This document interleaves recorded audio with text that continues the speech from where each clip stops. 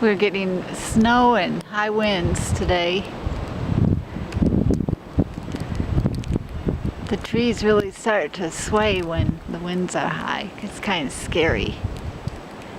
Sometimes we can hear them creaking and crashing when we get high winds.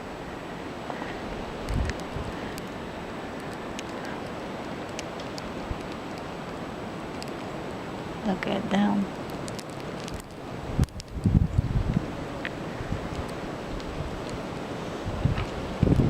It's hard to believe that yesterday it was 70 degrees.